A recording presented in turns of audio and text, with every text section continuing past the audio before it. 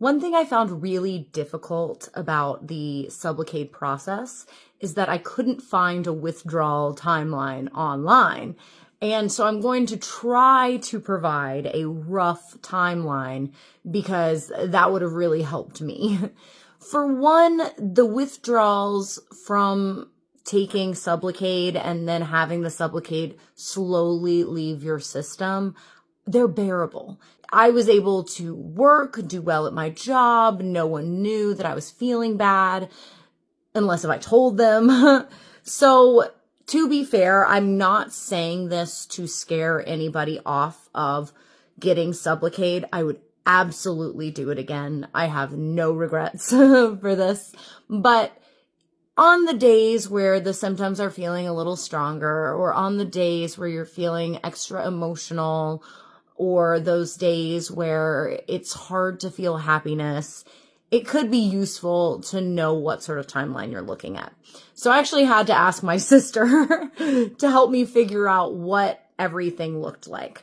So I got Sublocade for 3 months only. A lot of people recommend that you use Sublocade for a year minimum, but that is because Sublocade is also used to treat the opioid dependency that Suboxone is used for. So if you are going on Sublocade because you are dependent on opioids and you're not using Sublocade as a way to get off Suboxone, then you're definitely going to end up on it longer. But for me, it was a means to an end. For me, getting on Sublocade was just to get off of Suboxone. So I only did 3 months. You have 2 injections that are a higher dosage, and then the 3rd month you have a lower one, and then after that you can stop. Although they advised me not to, I do not regret my decision one bit, because it did then allow me to make it through the rest of the withdrawal in a way that was manageable, and I still had Suboxone strips and I didn't need to use a single one. It never got to the point where the withdrawal symptoms were unbearable. The withdrawal symptoms did vary. I did notice them more around the times of day when I would normally be taking my Suboxone. And that could partially be a bit of a nocebo effect, which is the opposite of a placebo effect, except with negative responses. So it is definitely possible that my brain was ready to expect this surge in buprenorphine during certain times of day when I would normally be taking my Suboxone. Basically, I could have gotten them partially as a response to my brain feeling like it needed to be taking something daily. And Sublocade, you get an injection in the doctor's office once a month.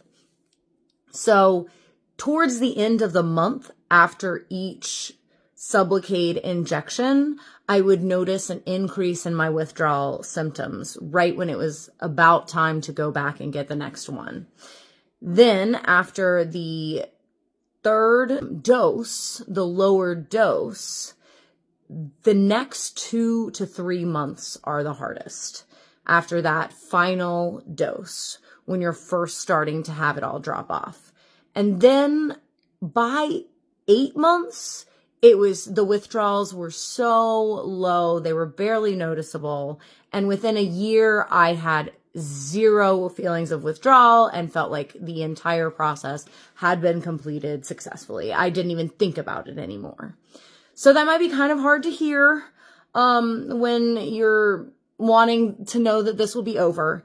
But part of why Sublocade works really well is that it does stretch the withdrawals over a really long timeline, but makes them manageable. So my best timeline for those of you that are looking for one is that when you're first adjusting to the Sublocade, you're very likely to feel withdrawal symptoms at the times of day that you used to take your Suboxone.